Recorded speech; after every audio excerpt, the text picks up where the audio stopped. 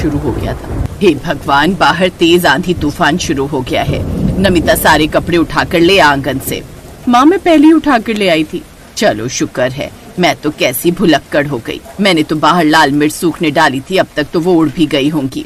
अरे मेरी प्यारी माँ, चिंता मत करो, जब तुम रसोई में थी तब मैं उठाकर ले आई थी। शाबाश, बड़ी ही समझदार है मेरी बेटी। अब बस जल्दी से तेरे लिए कोई अच्छा सा लड़का मिल जाए और तेरे हाथ पीले हो जाए। तुम्हें भी ना माँ, बड़ी जल्दी पड़ी है मुझे भगाने की। अरे पगली, ये तो दुनिया की रीत है, एक ना एक दिन तो बेटी को विदा होकर जाना ही होता है। और अगर माँ बाप ने जवान बेटी को घर में बिठा भी लिया ना, तो लोग 100 ताने हमें सुनाएंगे।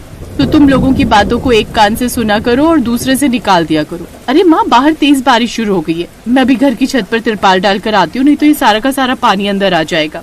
वो दोनों बातें कर ही रहे थे कि तभी नमिता का छोटा भाई मनीष वहाँ आता है। माँ, बाहर जोरों की बारिश शुरू हो गई है, मैं उसमें नहाने जा रहा हूँ। कोई जरूरत नहीं है, बारिश में कहीं बीमार पड़ गया ना तो बेकार में डॉक्टर को पैसा देना पड़ेंगे। माँ, थोड़ी देर जाने दो ना, मेरे सभी दोस्त जा रहे हैं। अच्छा, लेकिन जल्दी लौट आना। मनीष खुशी से भागते हुए बाहर चला जाता है। ये भी ना सुधरने वाला नहीं है। कुछ देर बाद वहाँ पर घनश्याम काम से लौट कर आ जाता है, जो कि बारिश में पूरी तरह भीग चुका था। अरे आप तो पूरे भीग गए, जल्दी से कपड़े बदल लीजिए, नहीं तो कहीं सर्दी जुकाम ना लग जाए। कुछ देर बाद बारिश बंद हो जाती है। उर्मिला आज सामान की डिलीवरी करने दूसरे गांव गया था। वहां मुझे मनोज मिला। वो अपनी नमिता के लिए बड़ा ही अच्छा रिश्ता बता रहा था। ऐसी बात है तो आप उनसे बात करके देखिए। वो दोनों आपस में बात कर ही रहे थे कि तभी घनश्याम का छोटा भाई महिपाल, जो कि काफी अमीर था, उनके घर आता है। ये लो विनोद भाई साहब मिठाई। पता नहीं तुम अपनी बेटी की कभी शादी कर भी पाओगे या नहीं। मेरी बेटी आपकी बेटी से छोटी है, पर देखो मेरी अमीरी के चलते रिश्तों की बाढ़ उसके लिए आ गई है, और उनमें से एक रिश्ता हमें काफी पसंद भी आ गया है। देखो, हम अमीरों की बेटियों के लिए खुद ब खुद रिश्ते चल कर आते हैं। हाँ, देख, मेरे समझदार बेटों ने अपनी शादी ना करके पहले अपनी बहन की शादी करने का फैसला लिया है, और मैं उनके इस फैसले से बहुत खुश हूँ। अगर तेरा बेटा भी बड़ा होता तो आज तेरी थोड़ी मदद हो जाती।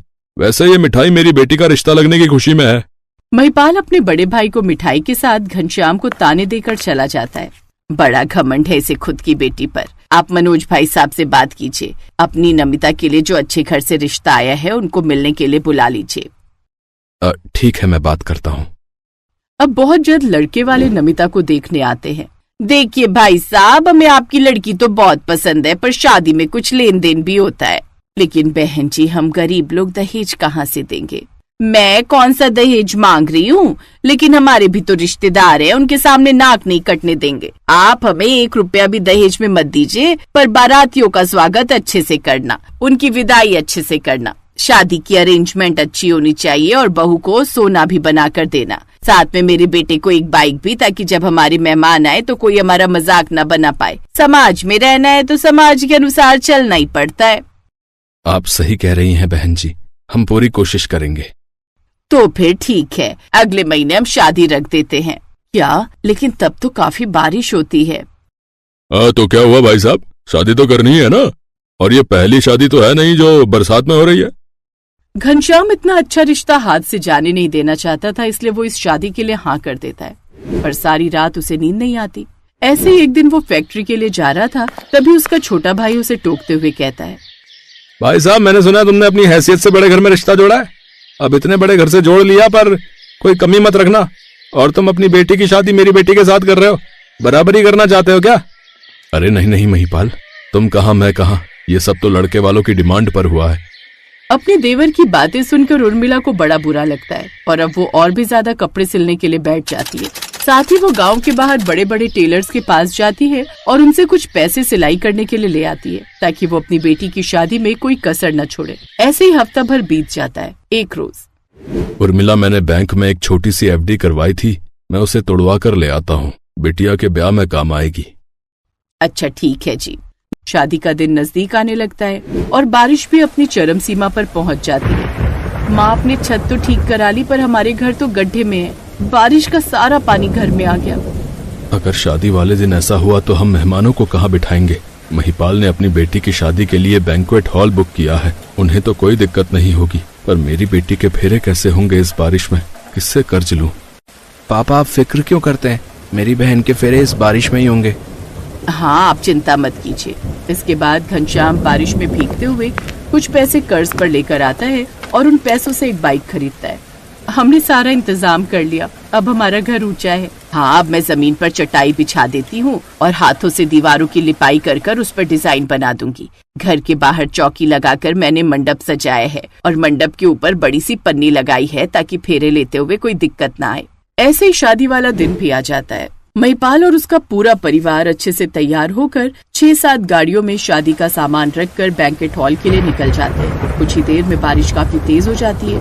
क्योंकि महिपाल की बेटी की शादी बैंकेट के अंदर होती है, इसलिए उन्हें किसी भी तरह की दिक्कत नहीं होती। तो वहीं कुछ ही देर में घनश्याम के घर पर भी मेहमान आने लगते हैं और उर्मिला सभी मेहमानों को अपने घर में रुकने के लिए जगह देती है और खिड़की दरवाजे खोल देती है। तो वहीं घर के कुछ लोग लड़का लड़की के साथ मंडप पर बैठे रहते हैं, जहां नमिता के फेरे हो रहे होते हैं। साथ ही काफी तेज बारिश भी हो रही होती है। बहन, लड़की वाले भले गरीब हैं, पर उन्होंने सारी अरेंजमेंट कितनी अच्छी की हुई है ना, वरना इतनी तेज बारिश में तो अच्छे मंडप उड़ जाते। पर यहाँ देखो, बारिश की एक बूंद भी नहीं आ रही। कितने आराम से बच्चों के फेरे हो रहे हैं और खाने का इंतजाम भी छत पर तिरपाल लगाकर बहुत अच्छे से कर दिया है, जिससे बिल्कुल भी पानी नहीं आ रहा। वो तो है बहन।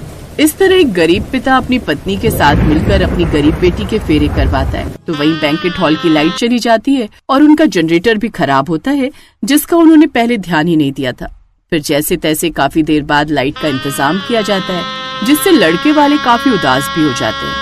महंगे गिफ्ट मिलने के बाद भी उनको शादी में कुछ मजा नहीं आया। तो उधर गरीब पिता की बेटी की शादी में सब मेहमान खुश होकर सारी शादी एंजॉय करते हैं और खुशी खुशी उसकी बेटी को अपने साथ विदा करके लेकर जाते हैं। फिर कुछ देर बाद अमीर बेटी की छाते के नीचे विदाई की जाती है।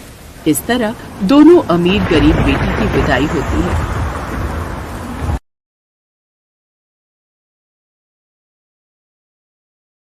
गांव के सबसे पुराने घर में आज एक बड़ा उत्सव था। सजावट से घर चमक रहा था और चारों तरफ शादी की धूम मची थी। ये शादी थी रमा की छोटी बेटी सिया की। लेकिन इस खुशी के माहौल में कहीं न कहीं एक उदासी भी छिपी थी। बारात आने का वक्त हो चुका था, इसलिए रमा और उसकी सास सब लोग परेशान थे। तभी रमा ने अपनी बेटी को आवाज दी, अरे सिया, जल्दी तैयार हो जाओ, बारात आने वाली होगी। जी माँ, बस 5 मिनट में तैयार हो जाती हूँ। अरे बेटी, आज तेरी शादी है, तू बाजार से सब्जी नहीं खरीदने जा रही है जो 5 मिनट में तैयार हो जाएगी। लेकिन उसी घर की छत के एक कोने में बैठी थी मीरा, रमा की बड़ी बेटी। उसकी आंखों में उदासी थी। ये विदाई का मौका सिर्फ सिया के लिए था। मीरा को शादी का हिस्सा बनना तो दूर, कोई उससे बात तक नहीं कर रहा था। काश आज मेरी माँ जिंदा होती तो सिया की नहीं बल्कि मेरी विदाई हो रही होती। माँ तुम मुझे छोड़कर कहाँ चली गई। मीरा रमा की सौतेली बेटी थी। वो चारों तरफ घर की सजावट देख रही थी। शादी का ये माहौल कितना खूबसूरत है, काश कभी मेरे लिए भी ऐसा होता। तभी उसे रमा की सास यानी मीरा की दादी ने देख लिया। वो गुस्से में मीरा के पास आई। अरे मीरा, तू यहाँ बैठकर क्या कर रही है? कुछ काम तो कर ले, घर में शादी है और तू बस आराम कर रही है। जी दादी, अभी करती हूँ। मीरा के दिल में बचपन से ये बात घर कर गई थी कि वो इस परिवार के लिए सिर्फ एक जिम्मेदारी थी। मीरा भी घर के कामों में बस एक नौकरानी की तरह हाथ बटाने लगी। सिया, कब से चिल्ला रहे हैं हम लोग, तैयार हुई या नहीं? हाँ, तैयार हो गई हूँ। मैंने आपसे पहले ही बोला था कि मीरा दीदी को भेज दो, वो मुझे जल्दी तैयार कर देंगी। पर पता नहीं आप उनसे इतनी नफरत क्यों करती हैं? वो मेरी सौतेली बेटी है, उसे बस हम पाल रहे हैं। नौकरानी है वो इस घर की। मैं हमेशा से जानती थी कि मैं सगी बेटी नहीं हूँ, लेकिन कभी कभी लगता है कि क्या मैं प्यार के लायक भी नहीं हूँ। कम से कम इंसानियत के नाते ही मुझसे कोई प्यार से बात कर लेता। तभी रमा ने मीरा को देख लिया। ओए मीरा, इधर आ, तू यहाँ छुप छुप कर हमारी बातें सुन रही थी? नहीं माँ, मैं तो ये बताने आई थी कि बारात आ चुकी है। तो बताया क्यों नहीं? तू बिल्कुल अपनी मरी हुई माँ पर गई है। अरे तू क्यों हम पर बोझ बनी हुई है? अपनी माँ के पास ही क्यों नहीं चली जाती? सिया कुछ बोलना चाहती थी पर बोल नहीं पाई। मीरा की आंखों से आंसू रुकने का नाम नहीं ले रहे थे। तभी दादी आ गई। अरे चलो सब लोग, मुहूर्त निकल जाएगा, फिर झुनझुना बजाते रहना यहीं बैठकर।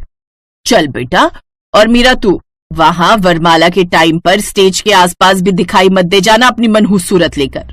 रमा, उसकी सास और सिया वहां से चली गई। इसके बाद शादी की सभी रस्में पूरी हो गई।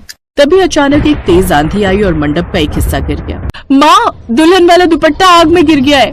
अब क्या करेंगे? ये तो अशुभ हो गया। घर में सभी परेशान थे। तभी मीरा ने अपने कमरे से अपना पुराना दुपट्टा निकाला और सिया को पहना दिया। माँ, ये दुपट्टा सिया को पहना दो, इससे सब सही हो जाएगा, क्योंकि ये दुपट्टा मेरी माँ की शादी का है, उन्होंने मुझे दिया था। लेकिन ये तो तेरा। माँ, अब ये दुपट्टा सिया के लिए है। सभी चुप हो गए। मीरा के इस बलिदान ने माहौल को बदल दिया।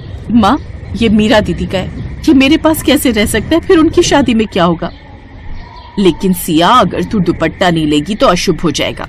एक ऐसा शादी वाला दुपट्टा तो होना ही चाहिए जो किसी की माँ ने गिफ्ट किया हो, वो भी अपनी शादी वाला। ये हमारी परंपरा है। माँ, शुभ अशुभ बाद में देखिएगा, पहले ये सोचिए कि मीरा दीदी के साथ आपने हमेशा ऐसा क्यों किया। मेरी विदाई के पहले आपने उन्हें कितनी खरी खोटी सुनाई। वो आपकी सौतेली बेटी हुई तो क्या हुआ, इंसान के नाते ही प्यार से बोल देती। सिया ने पहली बार मीरा के लिए आवाज उठाई। उसने वहाँ पर मौजूद सभी को मीरा के साथ किए गए भेदभाव के बारे में बताया। गाँव वालों, अगर मीरा दीदी यहाँ ना होती तो शायद आज मेरी शादी रुक जाती। माँ, आपने हमेशा उनके साथ सौतेला व्यवहार किया। हमें नहीं पता था कि आप अपनी सौतेली बेटी के साथ इतना बुरा व्यवहार करती हैं। लेकिन इस घटना के बाद भी रमा के व्यवहार में कोई बदलाव नहीं आया। थोड़ी देर बाद सिया की विदाई तो हो गई, पर अब बारी थी मीरा की विदाई की। मीरा ने फैसला किया कि वो घर छोड़ देगी। सभी के जाने के बाद शाम के वक्त, माँ, मैंने हमेशा सोचा कि एक दिन आप मुझे अपनी बेटी मानेंगी, लेकिन अब मैं समझ गई हूँ कि ये कभी नहीं होगा। जहाँ जाना है जा, वैसे भी हमें तेरी कोई जरूरत नहीं है। तो इस तरह सिया की विदाई उसके ससुराल में और मीरा की विदाई दर दर भटकने के लिए हो गई। मीरा ने घर छोड़ दिया और अपने दम पर जीने का फैसला किया। वो बाहर किसी साड़ी ब्लाउज बनाने वाली दुकान पर काम करने लगी, क्योंकि उसे सिलाई कढ़ाई पहले से ही आती थी। एक दिन मालकिन ने पूछा, मीरा, तुम रहती कहाँ हो? अब क्या बताऊं आपको, जहाँ भी सोने की जगह मिल जाती है वहीं सो जाती हूँ। मैं जानती हूँ, कल रात मैंने तुम्हें फुटपाथ पर भिखारियों के बीच सोते हुए देखा, इसीलिए आज पूछा। खैर, मैं तुम्हारी लाइफ के बारे में कुछ नहीं पूछूंगी, पर आज से तुम इसी दुकान के अंदर सोओगी। अब मीरा को सोने की एक ठीक ठाक जगह मिल चुकी थी, पर वो रात में सिर्फ 2 घंटे ही सोती थी। रात भर काम किया करती थी। धीरे धीरे उसकी मेहनत रंग लाई और उसने कुछ ही महीनों में पैसा इकट्ठा करके अपने लिए एक लकड़ी की झोपड़ी बनवा ली। उसी झोपड़ी में उसने अपनी अलग दुकान खोल ली और धीरे धीरे वो एक कामयाब लड़की बन गई। उसकी मालकिन बहुत खुश हुई। मीरा, आज मैं तुम्हारी तरक्की देखकर बहुत खुश हूँ। तुम तो कुछ ही महीनों में मुझसे भी आगे निकल गई। मैडम, जब कोई साथ नहीं देता तब हमें खुद अपना सहारा बनना पड़ता है, पर अगर आपने मेरा साथ न दिया होता तो आज मैं पता नहीं कहाँ दर दर भटक रही होती। दूसरी तरफ सिया की शादी में परेशानियां शुरू हो गई। उसका पति लालची था और सिया से दहेज मांगने लगा। तुम्हारी माँ ने मुझे दिया ही क्या है? अगर मुझे दहेज मिला होता तो ऐसी नौबत ना आती। कैसी बातें कर रहे हो? इतना सारा दहेज तो मिला है तुम्हें। मुझे कैश चाहिए, कैश। तुम अपने मायके जाओ और 10 लाख रुपए लेकर आओ। अगर खाली हाथ लौटी तो घर में घुसने नहीं दूंगा। सिया रोते हुए अपने मायके लौट आई। उसने अपनी माँ से रोते हुए कहा, माँ, मुझे नहीं पता था कि मेरी शादी का ऐसा अंजाम होगा। अब हम क्या करेंगे? मैंने तो अमीर मुर्गा फांसा था और अपना सब कुछ बेचकर उसे दहेज भी दिया था ताकि वो बाद में हमारी मदद करता, पर सब बर्बाद हो गया। अब हम खाएंगे क्या? माँ, मीरा दीदी कहाँ गई? उसका नाम लेकर मेरा मूड खराब मत कर। जिस दिन तेरी विदाई हुई थी उसी शाम उसकी भी विदाई हो गई। पता नहीं कहाँ गायब है उस दिन से। अब सिया से बर्दाश्त नहीं हुआ। वो भी गुस्से में घर से बाहर निकल गई और मीरा को ढूंढने लगी। पता लगाते लगाते रात तक सिया मीरा के पास पहुंच गई। मीरा की तरक्की देख सिया बहुत खुश हुई। दीदी, अच्छा हुआ आप उस घर से निकल आई, वरना वहां आपका दम घुट जाता। पर जैसे ही सिया ने अपनी आपबीती सुनाई, उसी समय मीरा ने सिया की मदद का फैसला किया। सिया, तुमने हमेशा मेरे लिए लड़ाई की, आज मेरी बारी है, मैं तुम्हारे लिए सब कुछ करूंगी। उसने अपने व्यापार से कमाए पैसे से सिया की मदद की। अब सिया और मीरा एक साथ रहने लगी। उसने रमा को भी पैसे भेजे। एक दिन रमा मीरा और सिया से मिलने आई। मीरा, मुझे माफ कर दे, मैंने तुझे कभी वो प्यार नहीं दिया जो तुझे मिलना चाहिए था। माँ, प्यार देने के लिए कभी देर नहीं होती। मीरा के बलिदान और प्यार ने परिवार को फिर से एक कर दिया। सिया और रमा ने मीरा को गले लगाया और सबने मिलकर नए सिरे से जीवन शुरू किया। Thanks for watching.